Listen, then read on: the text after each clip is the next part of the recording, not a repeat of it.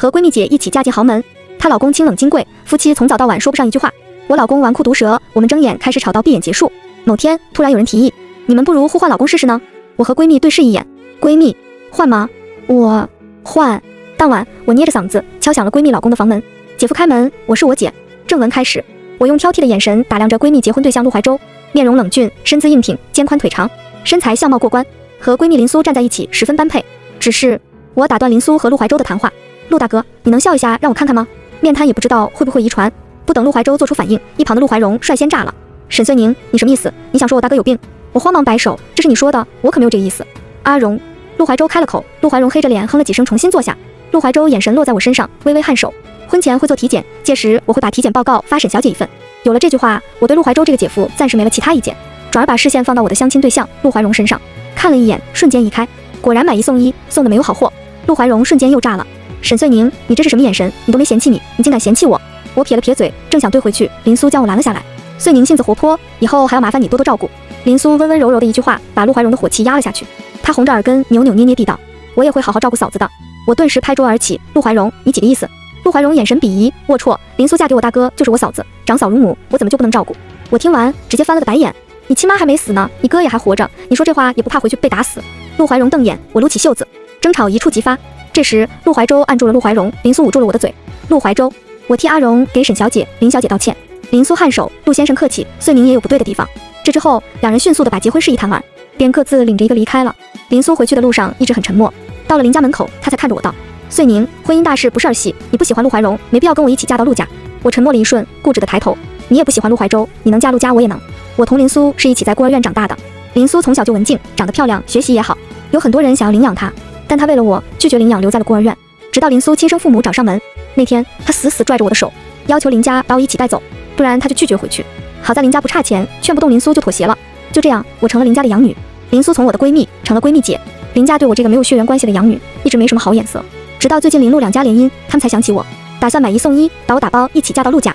陆怀舟和陆怀荣是仅差3岁的同父异母兄弟，外人都认为陆怀舟与陆怀荣迟早有一天会因为继承陆家争得头破血流。林家也是考虑这个原因，才让我和林苏一人嫁一个。不管谁最后掌权，林陆两家的姻亲关系都能长存。我同意嫁进陆家，一是为了还林家这几年养育的恩情，二是不想林苏为了我和林家产生矛盾。再说了，现在的陆夫人是陆怀荣亲妈，陆怀舟后妈，万一连带着折磨林苏这个儿媳怎么办？我得去盯着点。婚事定下来没多久，我的邮箱就收到了陆怀舟的体检报告。点开第一眼看到的便是身高190，三围109、75、95。脑海中闪过陆怀舟的身影，笔挺的西装下掩藏的皮肉竟比我想的要有料。穗宁，你怎么流鼻血了？林苏的声音令我手忙脚乱地插掉邮箱，一边捂鼻子一边讪笑。天气热，有点上火。林苏有些担忧，亲自去厨房给我炖了下火汤。这汤一喝就喝了整整1个月，效果也十分管用。婚礼这天，陆家两兄弟来接亲，我心如止水地冲着陆怀舟喊了一声姐夫。陆怀舟一怔，抿唇应下。仪式飞快地结束，陆怀荣被陆夫人拉着给宾客敬酒。没一会，陆怀荣便面露醉意，脚步踉跄。在陆夫人恨铁不成钢的眼神中，我扶着陆怀荣离开了宴会厅。出了宴会厅，我立马甩开陆怀荣。陆怀荣脸上醉意消失，眼神恢复清明。你照顾人的技术真令人不敢恭维。我白了他一眼，就你张嘴了？你想现在回去也行。陆怀荣被噎住，冷哼一声，扭头就走。回了住处，我又和陆怀荣因为谁睡床吵了3个小时，最后石头剪刀布，赢了的睡床，输了的打地铺。然后我输了，新房没有放多余的被子，我下楼就近找了一间客房，拧开房门，径直走到床前抱起被子。与此同时，浴室门突然被打开，朦胧的水雾里走出一道披着浴袍的身影，男人净短的碎发擦得半干，残余的水珠顺着修长的脖颈缓缓滑下，落入敞开的胸膛。第一次直面这般冲击，我下意识咽了咽口水。体检报告上的数字瞬间在我脑海中闪过，陆怀舟视线在我怀里的被子上顿了顿。这是……我眨了眨眼，飞速解释：陆怀荣太虚了，空调18度他嫌冷，我再给他拿床被子。说完，我抱着被子就跑，难色诱人，再待下去又要喜提1个月姜火汤了。回了房间，陆怀荣却不见了。劳累一天，我也懒得等他，把自己团进被子，昏睡了过去。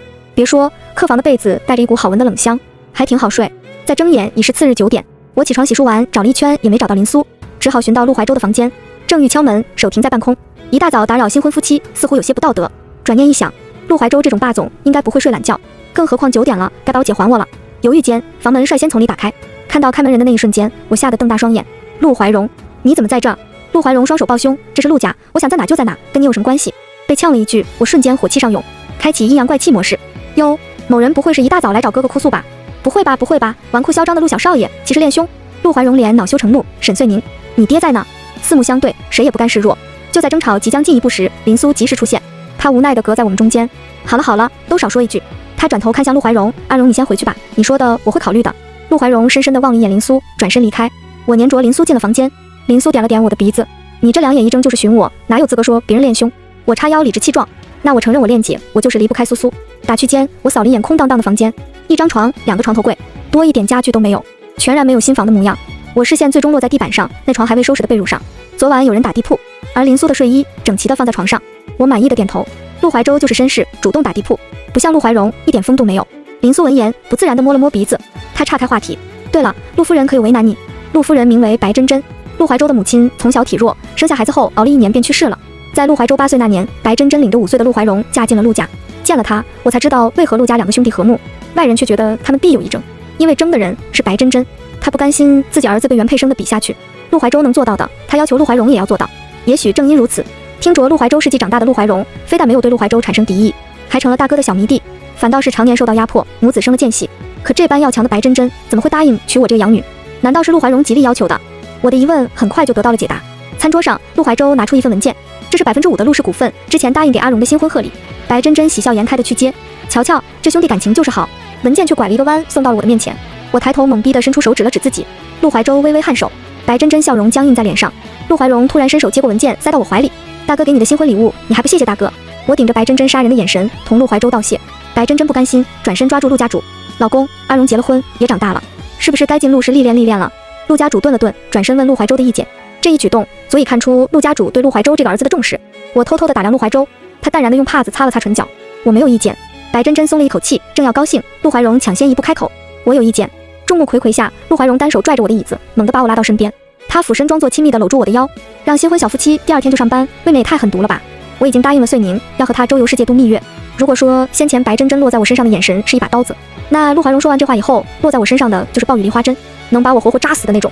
我扯出一抹娇羞的笑容，饭桌下手死死地掐住陆怀荣的软肉，吃了亏我一般现场就爆。陆家主放下筷子，安抚白珍珍，年轻人度蜜月也挺好的。他说完，将视线挪到我身上，能早点抱孙子也是好事，到时候我给大孙子陆氏10%的股份。这话一出，白珍珍瞬间上演变脸，不仅笑容变得和蔼起来，还主动盛了一碗鸡汤到我面前。哎呦，穗宁这丫头一看就是有福的。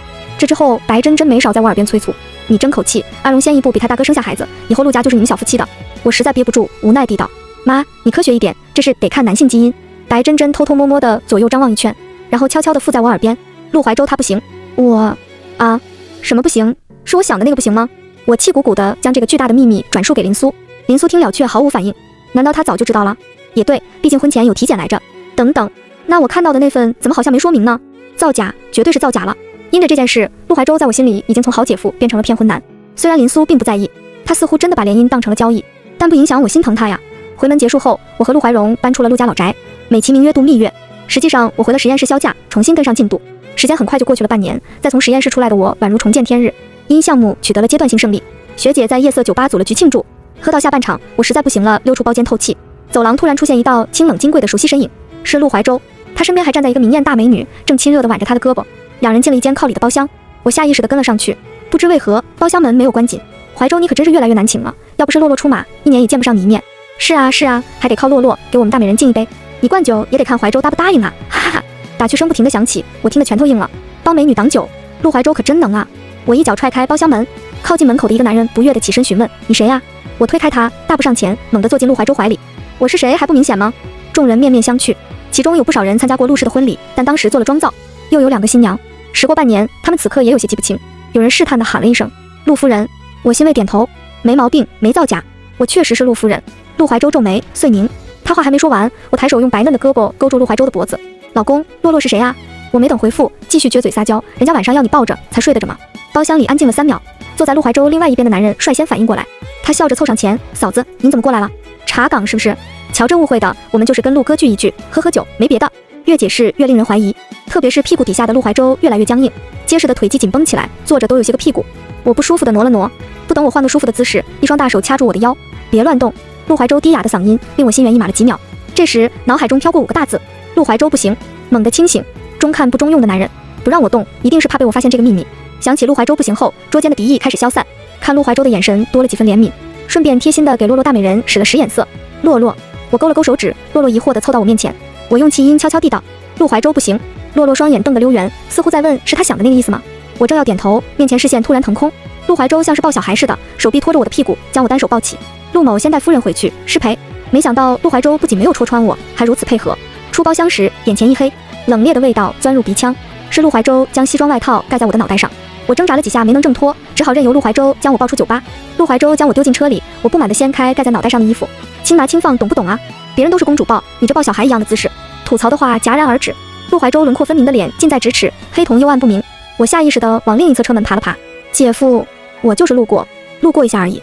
陆怀州冷笑，看来没喝多，还认得人。我眼神飘忽，那是一时口误，纯口误。陆怀州没再出声，不知道信没信我的解释。尴尬的氛围令我想快点逃离这个封闭的空间。我试探地扣住车门把，那我走。就在这时，车窗突然被扣响，是洛洛追了上来。他趴在陆怀州耳边低声说了几句，两人眼神同时落在了我身上。糟糕，背后说坏话，被告状了。尤其是陆怀州看向我的眼神比方才更加幽暗，看得我心慌慌的。不等陆怀州开口，我直接打开车门，跳下车跑路，一连跑出100米，车没追上来。我拍着胸脯喘气，只觉得劫后余生。然而高兴早了，车开到我身边停住，车窗缓缓降下，露出陆怀州冷峻的脸庞。沈穗宁道，我承认我怂了。陆怀州无奈，不信谣不传谣，我行不行你知道的。我警惕的后退，别瞎说，我不知道，我们可是正儿八经清清白白的关系啊。陆怀州被气笑了，揉了揉眉心。我说的是体检报告啊，我嘴硬，我指的也是体检报告，这个能造假来着。今天的事你去和林苏解释。陆怀州丢下这句，摇上车窗扬长而去，徒留我在原地傻眼。我为什么要去和林苏解释？这话说的我们有什么奸情一样味。井号精，陆怀州深夜幽会金丝雀井号，热搜炸了，所有网友都在扒金丝雀的身份。唯一的好消息是我被遮掩的严严实实，应该扒不到我身上。我连忙给林苏打电话，一连打了5个都没人接听，我只好回陆家老宅找人，可上上下下找了一圈都不见人影。就在我急得我团团转时，在客厅插花的白珍珍不耐烦地出声，别找了，你姐被林家喊走了。陆怀州平日装得像模像样，没想到那里不是个好东西。白珍珍难得有个光明正大骂陆怀州的机会，放下手里的花，越说越起劲。还是我儿子强，他从小就是情种，这一点简直吊打陆怀州。话说到一半，他猛然停住，我有所预感地转身，不知何时出现的陆怀州正眼眸沉沉地看着我们。哎呀，我在厨房烤的蛋糕，好像时间到了，我去看看。白珍珍找了个借口，溜得特别快，徒留我一人面对陆怀州。可恶，说好的恶毒继母呢？这么怂是怎么回事？我挤出笑脸，姐夫，你怎么一个人回来了？苏苏呢？你没陪她回林家吗？原本听说林苏回林家了，我以为是2个人一起去的。陆怀州抿唇，穗宁，我和林苏准备离婚，我现在不能去林家，所以你……我内心咯噔一声，没等陆怀州说完就冲了出去。若是林家知道离婚这件事，那这次林苏回去，林家人指不定怎么对他呢。林家是老牌豪门，林家主就是典型的老古板。我赶到的时候，棍子正要落在林苏身上，我举着手机吼了一声，这是干什么？信不信我到网上曝光你们虐待？佣人手一顿，我趁机上前将林苏护在身后。林家主瞪眼怒骂，一个连老公心都抓不住，连阴半年就被休的废物，我还不能教训了？我丝毫不惯着这个老古董。休，老头，你刚从坟墓爬出来吗？在我们21世纪，只有离婚。再说了，我们苏苏是精英人才，擅长的是管理公司，你不把林家交给他，反而让他去联姻，他们离婚是你的问题。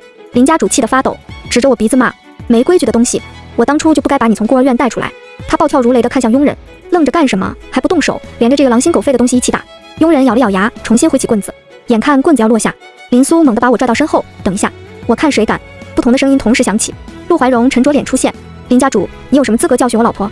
先是被养女挤兑，然后又被一个毛头小子顶撞，林家主此刻脸色难看到了极点。这是我女儿，我想怎么管怎么管。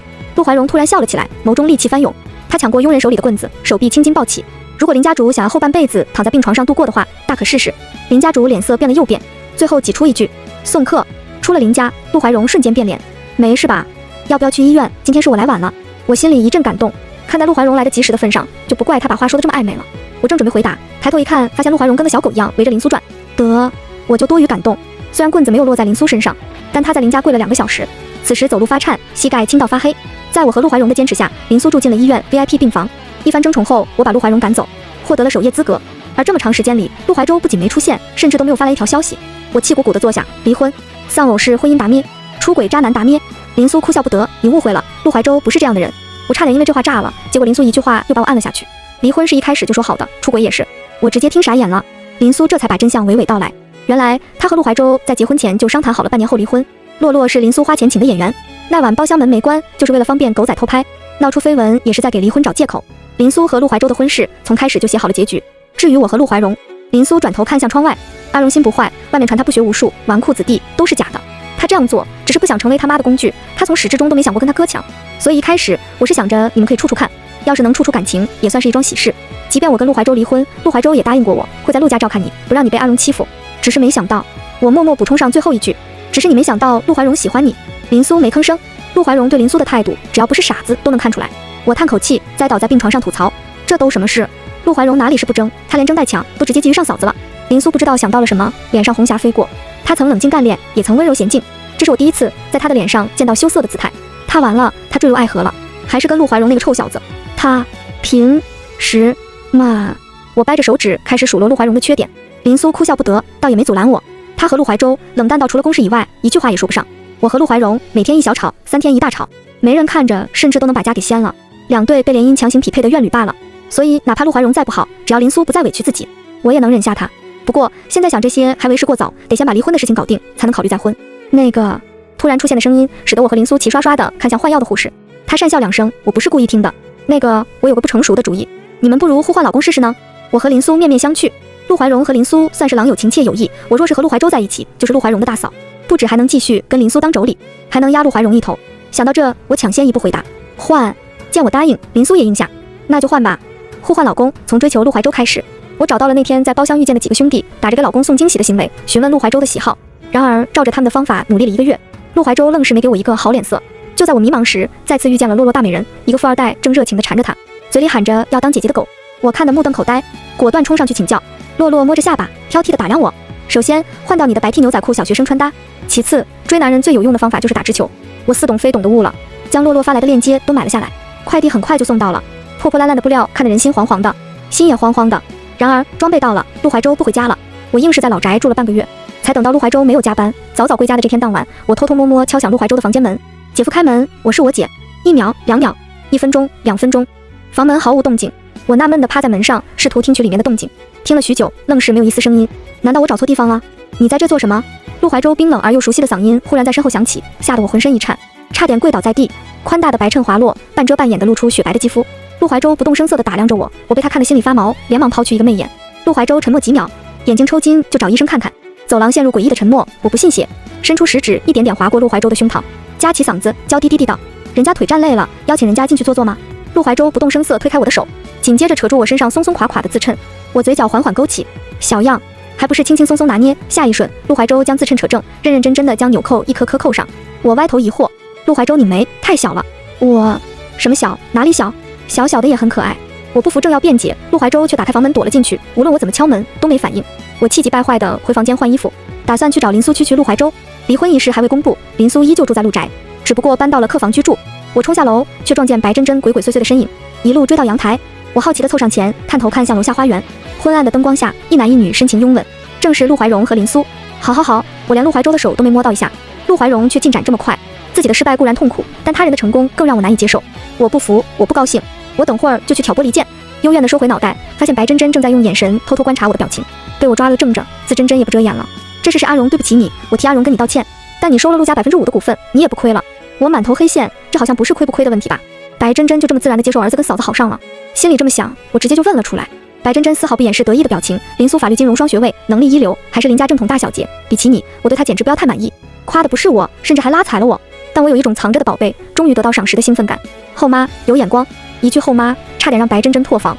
毕竟和陆怀荣结婚后的这段时间，我一直亲亲热热地管她喊妈。我耸了耸肩，我现在得跟着新老公改口，你可不就是陆怀州的后妈吗？本以为白真真会因为这句话嘲讽我骂我，可没想到她眼珠子转了一圈，亲亲热热地挽着我的手，说要给我出主意，教我怎么勾搭陆怀州，这合理吗？对此自真真理直气壮，你去祸害陆怀州，我儿子就能在林苏的辅佐下成功上位，陆家以后肯定是阿荣的，就你这样的绝对做不了当家主母。好，我微笑着抽回手，恶毒后妈你好，恶毒后妈再见，掉头就跑。身后是白真真精彩绝伦的鼓吹，往日精心维持的贵妇形象此刻荡然无存。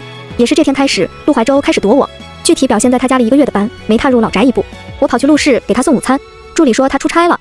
接连受挫后，白真真率先看不下去了，他给我出了一招，男人都是贱骨头，看不上倒贴的，你得让他吃醋，有危机感，意识到你在他心里不同的地位。说着，他将刚从拍卖会拿下的蓝宝石项链塞给林苏，争口气，早点怀上大孙子，这样还能在离婚前分走陆怀州的财产，再嫁给阿荣。林苏笑容尴尬，我扶额，争家产一定要这么阳谋吗？我就说陆怀荣怎么这么缺心眼呢？重新定下方案后，我不再围着陆怀州，开始高调地追起了新晋影帝，为他砸钱，为他哐哐撞墙，甚至一起上了恋综。白真真在家24小时循环，力保陆怀州能看到。可就这么卖力地表现了2个月，陆怀州依旧无动于衷。我心凉凉的，每日缠着林苏，让陆怀荣独守空房。陆怀荣从一开始的暴跳如雷，觉得我配不上他哥，到后来去月老庙跪着替我祈祷，或许是他心不够诚。陆怀州依旧没有反应。日子一点点地流逝，林苏终于和陆怀州离婚了。我回老宅帮林苏搬行李，撞见了风尘仆仆归家的陆怀州。宽大的楼梯如同隔了一道银河，我下他上。陆怀州率先打破沉默：“听说你谈了新恋情，恭喜！”我强行扯出一抹笑：“谢谢，同喜。”陆怀州没再接话，加快了上楼的脚步，看着他渐行渐远的身影，心中百味杂陈。我后知后觉地意识到，陆怀州对我并没有想法。正如那晚，我使尽浑身解数，他坦坦荡荡的伸手扣上我的衬衫，他毫无欲念。这人能不能真不行吧？失恋了，日子也得过下去，所以我决定闷头卷事业。当实验室有出国交换名额时，我毫不犹豫地打了申请。等结果期间，我和陆怀荣离了个婚。为什么没和林苏一起离呢？纯粹怕林家主不答应。哪怕近几年林家走下坡路，百年底蕴还是在的。要是真的闹起来，也影响林陆两家的合作。还一个原因是分开离，逼真一些。拿到申请结果的这天，白真真热情地邀请我回陆家吃散伙饭。听说国外的饭很难吃，我果断答应，再蹭一顿陆家的大厨。许是喊了一段时间的妈。白真真嘴上说着散伙饭，实际上一个劲给我夹菜，甚至吩咐大厨给我做点预制菜带走，给我感动的眼泪汪汪。扯着他不放，实在不行我给你当女儿吧，我比陆怀荣听话，比他好养活。我跟你统一战线，我们弄垮陆准州。白真真毫不犹豫地同意，行，你把那5%的股份先转给妈。我连忙撒手，此事还需从长计议。白真真却不答应了，拽着我商量怎么样才能让陆怀州退位。这期间，陆家主淡定地在旁边喝茶，眼皮子都没抬一下。可恶，有一种莫名吃到狗粮的感觉啊！直到陆怀州的身影缓缓出现，白真真才放开我。他胳膊肘捅了捅陆家主，陆家主轻咳一声：“那什么天晚了，怀州你送碎您。”我诧异地看向白真真，几个月不见，出息了呀，都会找帮手了。陆怀州应下，转身往外走去，我紧紧跟了上去。陆怀州上了驾驶室，我意识到他要亲自开车，脚步一转，我自觉上了后座。陆怀州的动作微顿，却没说什么。窗外景物飞速倒退，后视镜映着陆怀州专注的神情，轮廓分明的侧脸在昏暗中有些模糊不清，但他那双眼睛亮若繁星，深邃沉沦。车厢里静谧的，只能听到自己的心跳声。我不甘心地咬唇，我和他真就这般有缘无分吗？到了。陆怀州唤回我的思绪，我机械地道谢，正要下车，却发现车门被锁。我疑惑地回头，陆怀州沉默了半晌。你是真的想出国吗？不是因为别的原因。我听懂了陆怀州的言外之意，瞬间气笑了。你当你谁呀？有这么大的魅力？我还不至于因为你躲到国外去。陆怀州垂眸，攥着方向盘的手指发白。好，我知道了。这是又知道什么了？陆怀州却没有解释，打开了车门。我也就没再热脸贴冷屁股。什么意思？都不重要了。嘴上说着不重要，心里还是不争气的被陆怀州这句话困扰了一整夜。